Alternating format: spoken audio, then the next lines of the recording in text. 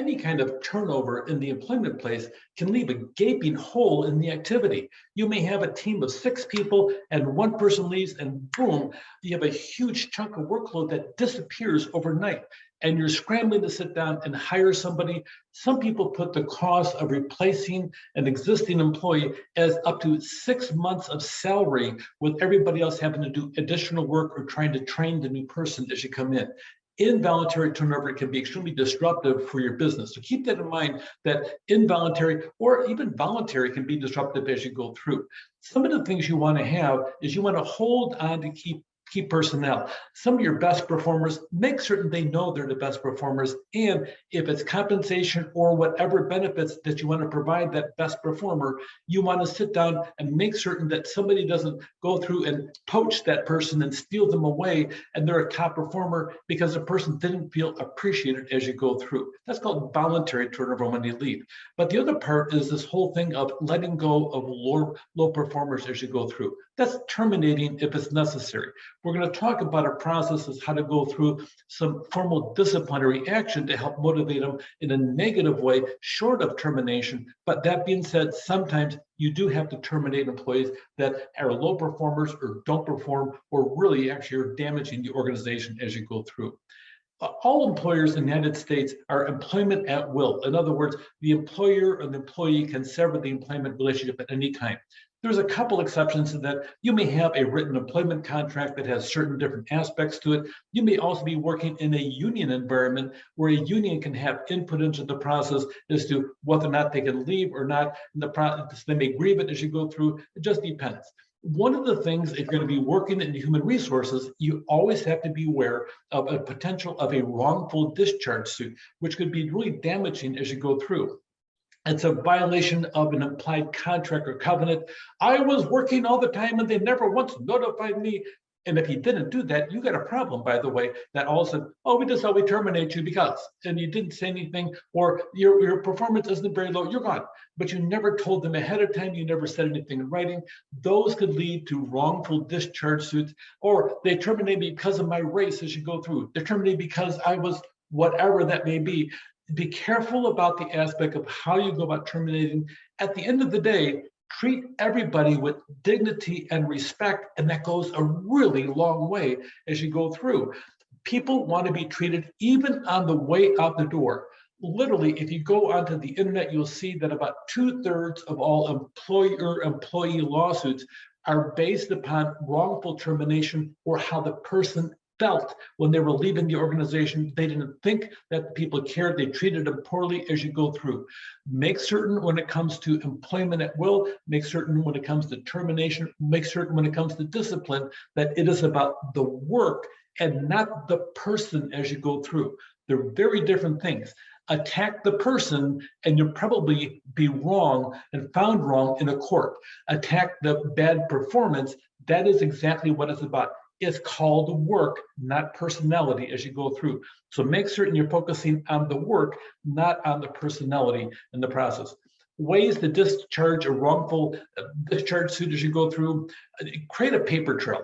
Listen, supervisors go through, they talk to somebody and everything else. Make certain if you ever talk to anybody about a disciplinary behavior, it is done in private as you go through, not publicly, but private.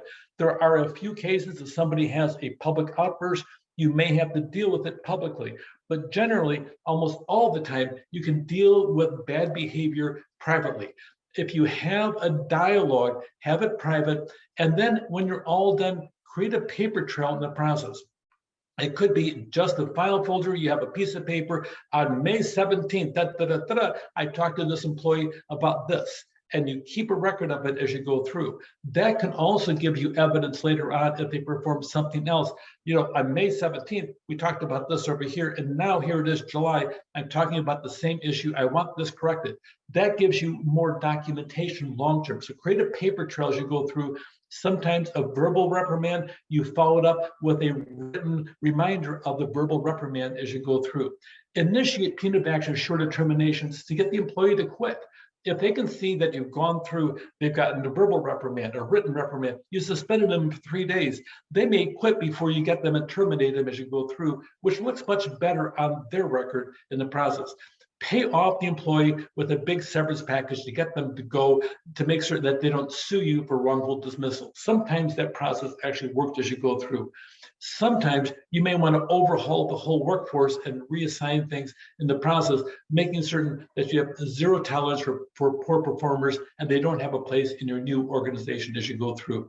Involuntary turnover as you go through, there's a couple things about justice. It really does play a role in the workplace. Make certain it's fair. We use the reasonableness measure as you go through. It used to be called the reasonable man. Would the actual reasonable person go through and look on the process that you did and think it was reasonable to do? Well, that person slapped somebody else. They're terminated. An average person would think that a physical assault on somebody would be inappropriate and that person should be terminated just like that. If the person was late twice in 1 month and they terminated him, well, why were they late? Did you check into that? Was it traffic? Did they have somebody sick at home? Most people would question that as you go through. So make certain that you go through when you terminate somebody, that there's an outcome of fairness that the reasonable person would go through and accept as you go through. Procedural justice, make certain that this behavior, if anybody from any part of the division would do it, that you would have a reason to do it as you go through, and make certain that you want to diffuse resentment as you go through the process.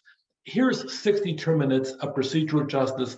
And really, if you're involved in human resources or as a supervisor when it comes to termination, if you follow these 60 terminates, in all probability, you will probably not have anybody questioning your discharge of an employee. Be consistent. Treat everybody the same, especially on the issue that you're considering about formal discipline. Bias suppression, make certain if somebody sits down and they have a bias issue, that you call them out on it and you correct it as you go through. Make certain the information is accurate. Sometimes you'll be fed information and it sounds really awful, but once you research the information, you find out, now wait a minute, over here, I've been caught a couple times by supervisors that give their perspective on a process, but don't tell the whole story as you go through. It's not that they're lying, it's that they're giving their perspective, and from their reference, this is the truth. But sometimes if it doesn't sound right, you need to go out and check it, because eventually human resources will be called on the carpet, whether it's by somebody above you, whether it's in a shareholder meeting, or whether it's a courtroom. HR will be involved for every single discharge. So make certain you have bias suppressed, make certain the information is accurate, make certain that you have built-in safeguards that can sit down and make certain that you have good justice taking place in the process that we call due process, to make certain that everything is done well. Make certain the procedure that you represent everybody involved, and make certain also that the people involved, that there's representativeness and that supervisors above the supervisor know what's going on, so nobody is caught blindsided and says, what, that person was terminated? How come I didn't know? Make certain you check all the boxes in your organization that need to be checked for each one as you go through. And above all things, make certain that the average person, the reasonable person, would also sustain the decision that you made in the process, that you have enough evidence there as you go through. For determinants, interactional justice, a little bit different, an explanation. Make certain that you're socially sensitive. Treat the person themselves with dignity and respect. Like I said before, deal with the actions, not with the person. Don't attack the person, attack the actions in the workforce as you go through. Make certain they get listened to. A lot of times people get sued, organizations get sued because of the fact that the person that was terminated, they never had a chance to explain their side of it. It's a big issue, and many court cases are based upon this one issue, a consideration they weren't listened to as you go through, and identify also with the person's feelings in the process. The cost of an employee turnover may be up to 6 months of pay as you go through.